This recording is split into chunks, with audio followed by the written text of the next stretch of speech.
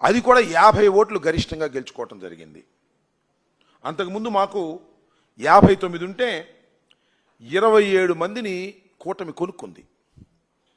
అంటే మాకు 32 మందే ఉన్నారు చివరికి. ఆ 32 కన్నా ఎక్కువ ఓట్లు వచ్చాయి. చాలా చోట్ల ఓడిపోయినా కూడా స్టాండింగ్ కమిటీల్లో. ఒక చోట 50 వచ్చి ఒక స్టాండింగ్ కమిటీని గెలుచుకున్నాం. ఇవన్నీ కూడా సంకేతాలు. చంద్రబాబు నాయుడు గారిని నమ్మి మనం వెళితే ఆయన దగ్గర ఏమీ లేదని తెలుసుకొని మళ్ళా వైఎస్ఆర్ కాంగ్రెస్ పార్టీని గెలిపించాలనేటువంటి ఉద్దేశంతో ప్రజలు ఉన్నారనే దానికి ఇది ఒక చక్కని సంకేతం. దానిలో భాగంగానే మీరు చూసినట్లయితే నిన్న మొన్న పులివెందుల జడ్పీటీసీ ఎన్నిక. చంద్రబాబు నాయుడు గారు ఏ ఎన్నికైనా ఏదో ఒక విధంగా గెలవాలి, ఎన్ని అన్యాయాలు అక్రమాలు చేసైనా గెలిచి తన గ్రాఫ్ పడిపోవడం లేదు, తన పతనం ప్రారంభం కాలేదు అని నిరూపించుకోవాలనేటువంటి తాపత్రయంతో పిచ్చి పిచ్చి పనులన్నీ చేస్తున్నాడు.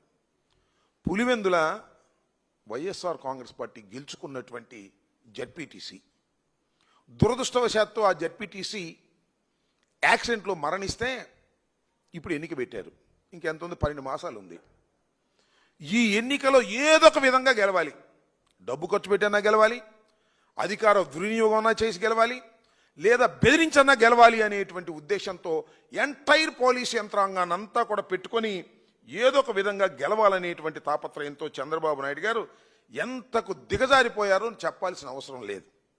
కొన్ని చోట్లయితే కొండిపి చోట్ల కొండెపి అనే జడ్పీటీసీని వాళ్ళే గెలిచినట్టుగా ప్రకటించేసుకున్నారు బెదిరించేసి. ఈ విధంగా ఏదో ఒక విధంగా అక్కడ గెలవాలి. పులివెందుల్లో జగన్మోహన్ రెడ్డి గారి కాన్స్టిట్యున్సీలోనే మేము జడ్పీటీసీని కైవసం చేసుకున్నాం అని ప్రగల్భాలు పలకాలనేటువంటి ఉద్దేశంతో ఎంత నీచానికి దిగజారుతున్నారంటే అంత నీచానికి దిగజారుతున్నారు. నిన్నైతే దారుణమైన సంఘటన. దాడి చేశారు. దాడి చేసి మా ఎమ్మెల్సీని, అదేవిధంగా వేల్పుల రాము అనే ఆయన, అదేవిధంగా రమేష్ యాదవ్, వీళ్ళిద్దరి మీద దాడి చేసి వాళ్ళిద్దరిని చంపేయాలని నిర్ణయించుకొని వెళ్ళారు. అదృష్టవశాత్తు బయటపడ్డారు. పెట్రోల్ పోసి తగలేసేయాలి కారులో సహా వాళ్ళని అని ఒక భయభ్రాంతులకు గురి చేసి మొత్తం టోటల్గా పులివెందుల కాన్స్టిట్యున్సీలో పులివెందుల జడ్పీటీసీని కైవసం చేసుకోవాలి బలవంతం చేసి అనేటువంటి భావనతో నిస్సిగ్గుగా వ్యవహరించేటటువంటి కార్యక్రమం చేస్తున్నారు. ఇక పోలీసు వారు అయితే చెప్పాల్సిన అవసరమే లేదు. తెలుగుదేశం పార్టీ రవడీలుగా వ్యవహరించేటటువంటి పరిస్థితి. మా వాళ్ళ మీద దాడి జరుగుతుంటే సినిమా చూసినట్టు చూస్తున్నారు. దాడి జరిగిన తర్వాత ఎవరైతే గాయపడ్డారో వాళ్ళ మీద కేసులు పెట్టే కార్యక్రమం చేస్తున్నారు. వేల్పుల రాము మీద, రామలింగారెడ్డి మీద SC/ST కేసు పెట్టారండి. నిన్న చావు బతుకుల మధ్యన ఉన్నటువంటి ఆ వ్యక్తి మీద, వైఎస్ఆర్ కాంగ్రెస్ పార్టీ నాయకుడైనటువంటి వ్యక్తి మీద కేసు పెట్టారు. అంటే మమ్మల్ని కొట్టిన తర్వాత మా మీదే కేసులు పెట్టేటటువంటి కార్యక్రమం పోలీస్ యంత్రాంగం చేస్తున్నది. ఇక్కడ ఒక విచిత్రమైన విషయం చెప్తా. నేను ఒక DSP గారు నేను కూడా చూసా. సతీష్ రెడ్డి గారు వెళ్ళి అడుగుతూ ఉన్నాడు, ఏమండి మీరు దీని మీద యాక్షన్ తీసుకోరా అని. సతీష్ రెడ్డి గారు అదేవిధంగా MP గారు వెళ్ళి అడిగితే ఆయన ఏం చెప్తాడని నాకు అర్థం కాలేదు. మేము యాక్షన్ తీసుకుంటామండి, FIR ప్రకారం చేస్తామని అనొచ్చు కదా. ఇంతకుముందు ప్రభుత్వం కన్నా కూడా మెరుగైన శాంతి భద్రతలు ఇస్తాం. ఆ మాట ఏంటి? ఇంతకుముందు ప్రభుత్వ సంగతి మీకెందుకు అంటే, are you politician? DSP is acting like a politician. అంతకుముందు ప్రభుత్వం కన్నా కూడా ఇప్పుడు మెరుగైనటువంటి లా అండ్ ఆర్డర్ను మేము మెయింటైన్ చేస్తామని పొలిటికల్ మాటలు మాట్లాడే స్థాయికి కాకి బట్టలు వేసుకున్నటువంటి పోలీసు అధికారులు ఎందుకు దిగజారిపోయారని నేను ఇక్కడ ప్రశ్నించదలుచుకున్నా. అంతేకాదు, కోయా ప్రవీణ్ కర్నూలు DIG గారు ఆయన ఏం మాట్లాడతాడండి? పక్క గ్రామానికి వెళ్ళి పత్తి వ్యాపారం ఏంటి అని అంటాడు. ఎన్నికల్లో మా నాయకులు పక్క గ్రామం వెళ్ళి ప్రచారం చేస్తే, అక్కడ గొడవ జరిగితే, అక్కడ మా వాళ్ళ మీద కొట్టి చంపడానికి ప్రయత్నం చేస్తే మా వాళ్ళు అన్నాడు పక్క గ్రామానికి వెళ్ళి పత్తి వ్యాపారం ఏంటని. నాకు అర్థం కాల. వైఎస్ఆర్ కాంగ్రెస్ పార్టీకి సంబంధించినటువంటి నాయకులు ఎన్నికలు జరుగుతున్నప్పుడు ఆ గ్రామానికి వెళ్ళి ప్రచారం చేస్తే తప్పెలా అవుతుందని అడుగుతా ఉన్నా. Who are you to question that?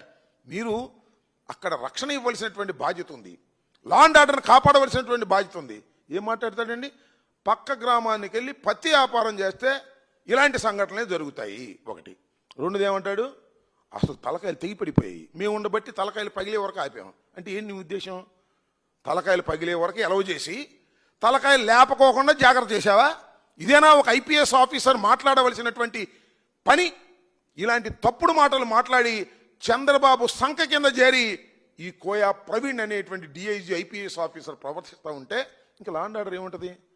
మొత్తం పులివెందుల్లో తెలుగుదేశం పార్టీని గెలిపించి వైఎస్ఆర్ కాంగ్రెస్ పార్టీని ఓడించడానికి పోలీసులే బాధ్యత తీసుకున్నట్టుగా కనిపించడం లేదా అని అడుగుతా ఉన్నా. అయ్యా కొయ్య ప్రవీణ్ గారు, మీరు కాకి బట్టలు వేసుకొని చంద్రబాబు కాళ్ళ పూజ చేయడానికి కాదు మీరున్నది.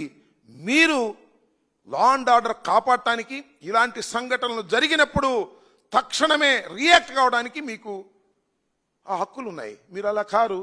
చంద్రబాబు నాయుడు గారు మోచేత నీళ్లు తాగేటటువంటి పరిస్థితికి మీరు దిగజారిపోయారు. మా వాళ్ళ మీద కేసులు పెట్టారు, దెబ్బలు తగిన వాళ్ళ మీద. నేను అడుగుతా ఉన్నా, నిన్న రాము మీద, అదేవిధంగా రమేష్ యాదవ్ మీద దాడి జరిగితే వాళ్ళ మీద 307 మీరు బుక్ చేశారు. ఎందుకు అరెస్ట్ చేయని అడుగుతా ఉన్నా. అంటే ఎన్నికల దాకా అరెస్ట్ చేయరా? 12వ తారీఖు పోలింగ్ అయ్యేంత వరకు వాళ్ళకి రక్షణగా మీరు ఉండేటటువంటి పరిస్థితి చేస్తున్నారు. ఏదో ఒక విధంగా వాళ్ళందరినీ విచ్చలవిడిగా తిరిగేటట్టుగా చేసి, భయభ్రాంతులకు గురి చేసి, ఏదో ఒక విధంగా వైఎస్ఆర్సీపీని ఓడించాలనేటువంటి దురుద్దేశంతో ఇవాళ అక్కడ ఉన్నటువంటి పోలీసు అధికారులు ప్రవర్తించడం చూస్తే ప్రజాస్వామ్యం ఎక్కడికి పోతుందో అర్థం కానటువంటి దౌర్భాగ్యమైన పరిస్థితికి ఇవాళ దిగజారిపోయిందని కూడా ఈ సందర్భంగా నేను చెప్పదలుచుకున్నాను. మా రాము మీద కేసు పెట్టారు, ఎస్సీ ఎస్టీ కేసు. ఎఫ్ఐఆర్ కూడా కనపడనీరు. ముందుకెళ్ళి కోర్టులో ఏమన్నా మేము తీసుకుంటామేమోనని. అంటే ఎన్నికల రోజున వీళ్ళందరినీ కూడా కట్ చేసి పారేయాలి. ఎన్నికల రోజున వీళ్ళందరినీ అరెస్ట్ చేసేయాలి. అరెస్ట్ చేసేసి పోలింగ్కి ఎవరికి వెళ్ళకోకుండా భయాందోళన గురి చేయాలి. కేవలం తెలుగుదేశం పార్టీ వాళ్ళు మాత్రమే వెళ్ళి ఓట్లు వేసుకోవాలి అనేటటువంటి ఒక ప్రక్రియని, ఒక ఎజెండాని చంద్రబాబు నాయుడు గారి ఆదేశాల మేరకు పోలీసు యంత్రాంగం పనిచేస్తున్నది. పోలీసు యంత్రాంగం ఈ విధమైన హామీ ఇవ్వబట్టే తెలుగుదేశం గూండాలు మా పార్టీ వారి మీద దాడి చేసి భయభ్రాంతులకు గురి చేస్తున్నారు. ఇది అప్రజాస్వామికమైనటువంటి విధానం.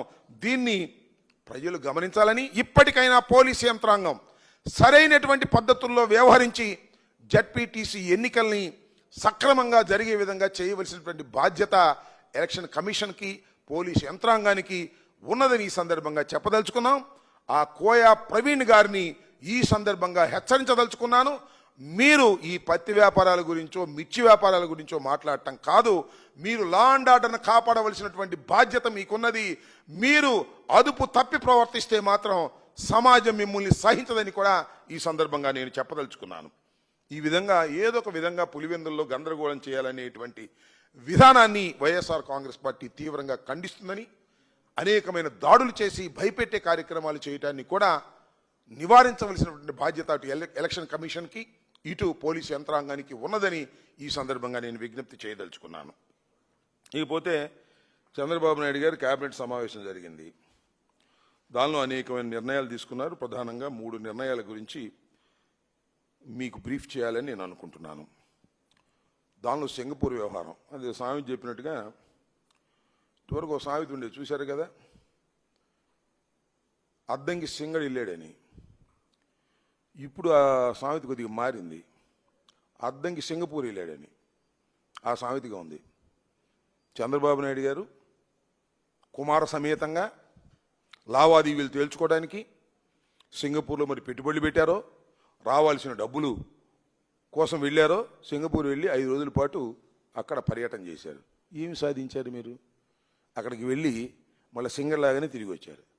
తిరిగి వచ్చిన తర్వాత పాపం ఎంత శోకతప్త హృదయంతో ఉన్నారో అర్థమవుతుంది. నిన్న చాలా బాధపడతాడు.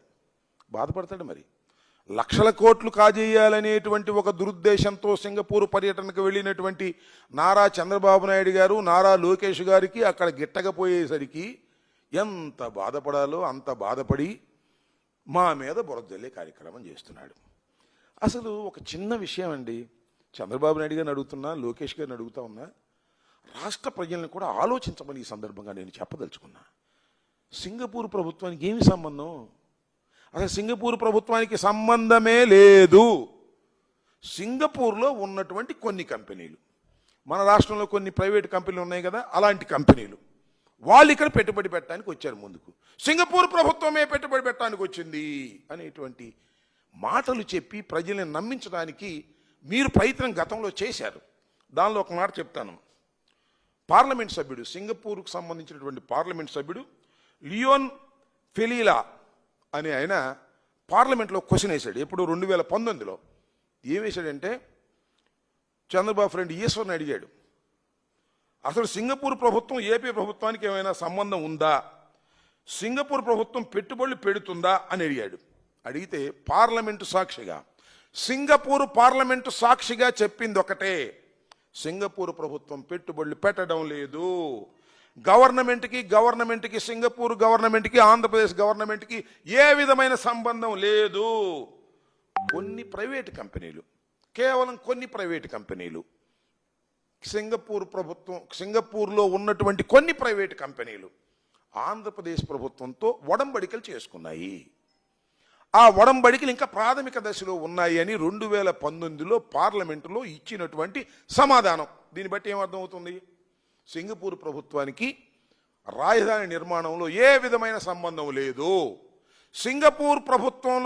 సింగపూర్లో ఉన్నటువంటి ప్రైవేటు కంపెనీలు కొన్ని ఇక్కడ పెట్టుబడి పెట్టేటటువంటి కార్యక్రమం చేస్తున్నాయి. దానికి చంద్రబాబు నాయుడు గారు పచ్చ జెండాలు ఊపి సింగపూర్ ప్రభుత్వం ఇక్కడికి వచ్చేస్తుందని డప్పాలు కొట్టి ప్రజల్ని నమ్మించాలనేటువంటి ఒక దురుద్దేశపూరితమైనటువంటి కార్యక్రమం చేశాడనేది చాలా స్పష్టమవుతుంది. ఇవాళ సింగపూర్ ప్రభుత్వాన్ని అంట బెదిరించారంట, సింగపూర్ ప్రభుత్వాన్ని పోగొట్టారంట. సింగపూర్ ప్రభుత్వం కనిపెట్టేసినంతా కూడా డొల్లని, ఇక్కడ లంచాలు తీసుకోవడం కోసం అక్కడ వాళ్ళు వస్తున్నారని కనిపెట్టిన తరువాత సింగపూర్ ప్రభుత్వం మాకేమీ సంబంధం లేదు పోండి అని చెప్పి పంపించేసింది. చేతులు దులుపుకుంటా చంద్రబాబు నాయుడు గారు వాళ్ళ అబ్బాయి వచ్చేసి మా మీద పడేటటువంటి ప్రయత్నం చేస్తున్నారు. దావోస్ వెళ్ళాడు, దావోస్ నుంచి కూడా వచ్చాడు. ఏమన్నా నేను అడుగుతానండి చంద్రబాబు నాయుడు గారు, లోకేష్ గారు, చంద్రబాబు నాయుడు గారు ఇప్పుడైనా కానీ 58 సార్లు సింగపూర్ పర్యటనకు వెళ్ళాడు రాష్ట్ర ప్రభుత్వం తరపున. ఒక్క పైసా, ఒక్క రూపాయి నువ్వు ఇక్కడ పెట్టుబడులు పెట్టినటువంటి సందర్భం ఉంటే చెప్పయ్యా. ఎందుకు ఈ డొల్లతనం అంతా, ఎందుకు ఈ మోసాలని కార్యక్రమాలు చేస్తున్నారు?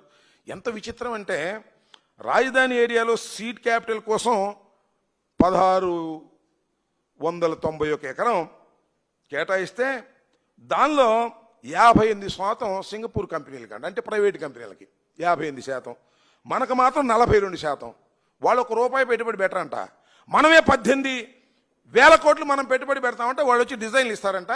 వాళ్ళకేమో 58% అంట, మనకేమో 42% అంట. ఇంత దౌర్భాగ్యమైనటువంటి అగ్రిమెంట్ చేసుకున్నారు కాబట్టే ఫెయిల్ అయిపోయింది. దానికి జగన్మోహన్ రెడ్డి గారి మీద, మా ప్రభుత్వం మీద పడి ఏడ్చేటటువంటి కార్యక్రమం చంద్రబాబు నాయుడు గారు చేస్తున్నారు. చంద్రబాబు నాయుడు గారు డప్పాలు కొట్టడం తప్ప సింగపూర్లో ఉన్నటువంటి ప్రభుత్వానికి, ఇక్కడ ఉన్నటువంటి ప్రభుత్వానికి ఏ విధమైన సంబంధం లేదనేటువంటి అంశాన్ని ఇప్పటికైనా మీరు తెలుసుకోండి ప్రజలు. అదేవిధంగా చంద్రబాబు నాయుడు గారు కూడా విషయం బహిరంగంగా చెప్పకోకుండా దాటవేసే ప్రయత్నం చేసి ప్రజల్ని మరింత మోసం చేసే కార్యక్రమం చేస్తున్నాడు. ఇది సరైనటువంటి విధానం కాదని కూడా ఈ సందర్భంగా నేను చెప్పదలుచుకున్నాను. ఇక రెండో నిర్ణయం,